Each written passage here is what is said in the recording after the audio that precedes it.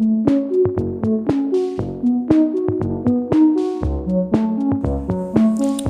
8 की वर्कशीट है बच्चों, वर्कशीट नंबर 18 है।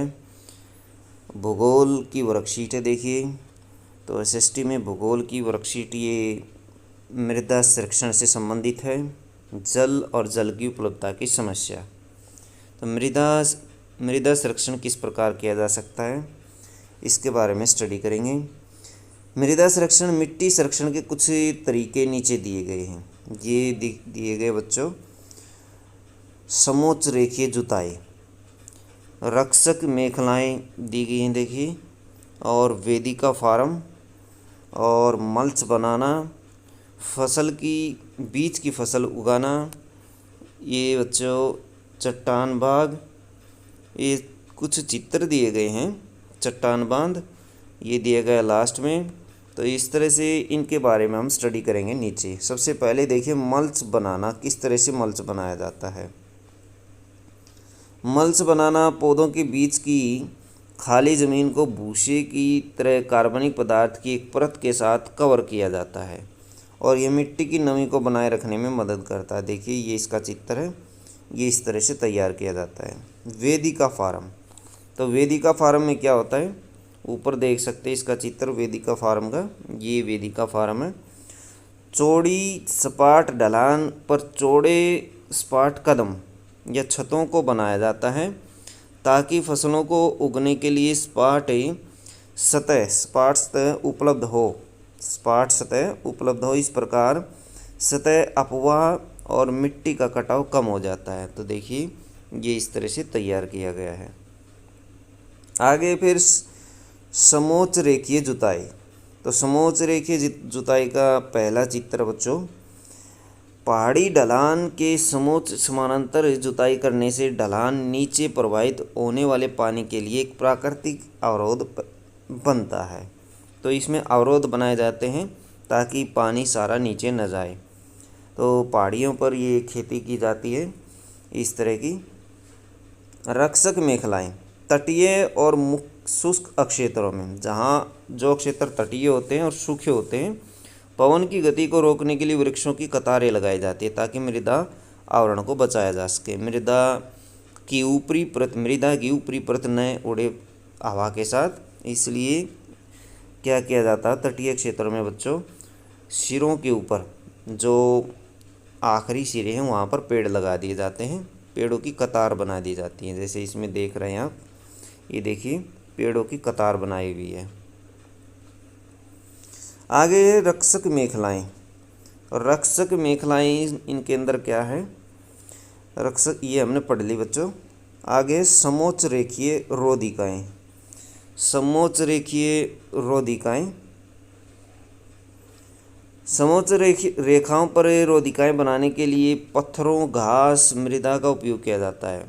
तो रोधिका बच्चों जैसे पत्थर खड़े कर दिए जाते हैं, घास से और मृदा की ऊंची दीवार तैयार कर दी जाती है। रोधिकाओं के सामने जल एकत्रित करने के लिए खाइयाँ बनाई जाती हैं। तो इनके सामने क्या बनाई जाती है, खाइयाँ बनाई जाती हैं, नालियाँ बनाई जाती हैं। चट्टान बांध, देखिए चट्टान बांध का क्या काम होता है, पानी के प्रवाह को धीमा करने के लिए चट्टान को ढेर किया जाता है। यह हमें मिट्टी के नुकसान को रोकने में मदद करता है। तो चट्टान, बड़ी बड़ी चट्टान लगा दी जाती है बच्चों ताकि पानी का प्रवाह धीमा हो जाए और मृदा का अपरदन न हो। बीज की फसल उगाना, वर्षा दोहन से मृदा को सुरक्षित रखने के लिए अलग अलग समय पर भिन्न भिन्न फसल एकांतर कतारों में उगाई जाती है। भिन्न भिन्न फसलें उगाई जाती हैं और एकांतर कतारों में लगाई जाती है बच्चों। तो ये आपने देखा होगा बीज की फसल उगाना।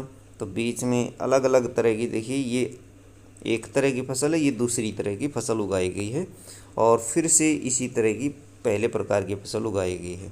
तो इस तरह से ये उगाया जाता है। आगे है जल। पृथ्वी की सतह पर 3/4 जल मौजूद है। नवीकरणीय प्राकृतिक एक संसाधन के तौर पर इसे लिया जाता है जिसे पानी के रूप में जाना जाता है। महासागर पृथ्वी की सतह के 2/3 भाग पर फैले हुए हैं और पौधों और जानवरों के जीवन के लिए महत्वपूर्ण है। हालांकि ये खारा है। जो महासागरों में जल उपलब्ध है वो खारा है बच्चों, और मानव भोग के लिए उपयोगी नहीं है। मीठे पानी का केवल 2.7% हिस्सा ही है, और इसमें से लगभग 70% भाग अंटार्कटिका, ग्रीनलैंड और पर्वतीय क्षेत्रों में बर्फ़ की चादर और ग्लेशियर के रूप में मिलता है।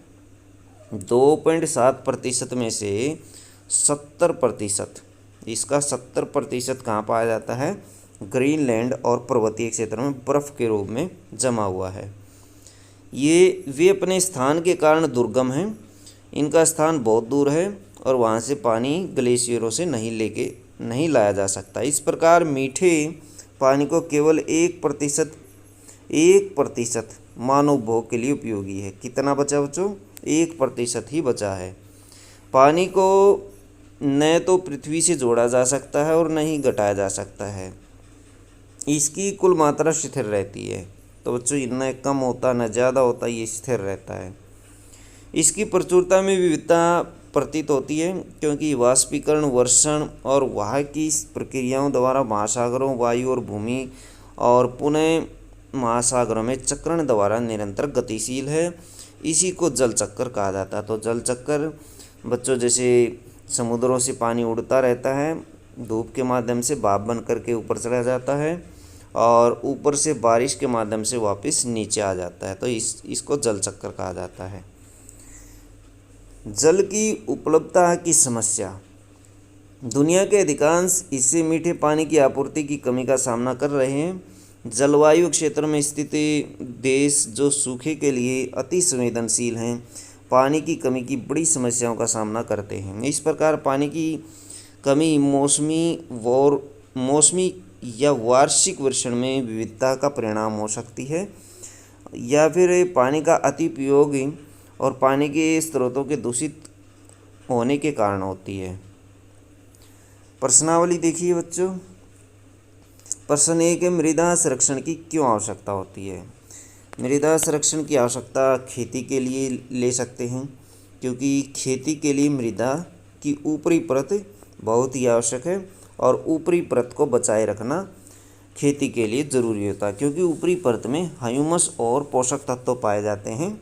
यदि उस ऊपरी परत को हटा दिया जाए तो उसमें फसल को पोषक तत्व प्राप्त नहीं होंगे, जिससे फसल की वृद्धि अच्छी तरह से नहीं होगी।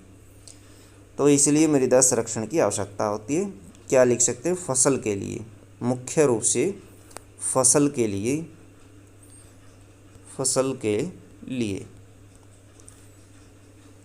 क्वेश्चन नंबर 2 है, मृदा संरक्षण की विधियां मल्च बनाना और बीज की फसल उगाना में क्या अंतर है? मल्च बनाना और बीज की फसल उगाना। तो बच्चों ये तो है मल्च बनाना, यहाँ से आप उत्तर लिखेंगे, और बीज की फसल उगाना ये यहाँ से लेंगे। तो ये दोनों मिला करके आंसर बन जाएगा। क्वेश्चन नंबर 3 है, ताज़े पानी का केवल 1% हिस्सा ही मानव उपभोग के लिए उपयोगी है। क्यों है बच्चों? क्योंकि देखिए मीठे पानी का 2.7% हिस्सा है और इसमें से 70% अंटार्कटिका में मौजूद है। अंटार्कटिका और पहाड़ों पर मौजूद है, ग्रीनलैंड जैसे पर्वतीय क्षेत्रों में, जहाँ ग्लेशियर के रूप में जमा हुआ है, और वहाँ से पानी लेकर आना दुर्गम कार्य है। इसलिए मीठे पानी का जो 1% हिस्सा है वह केवल उसी का उपयोग किया जा सकता है। पृथ्वी की सतह पर पानी का वितरण किस प्रकार से समझाइए? तो वितरण जो है पृथ्वी की सतह पर 3/4 हिस्सा तो पृथ्वी के भाग पर फैला हुआ है, 3/4 हिस्सा स्थलीय भाग में है और 2/3 हिस्सा समुद्रों में फैला हुआ है। तो ये वाली लाइनें आप इसमें लिख दिएंगे। तो ये लिख दीजिए, ये देखिए ये दिया गया है। तो बच्चों ये थी आपकी एसएसटी की वर्कशीट। वीडियो अच्छी लगे तो लाइक करें, हमारे चैनल को सब्सक्राइब करें।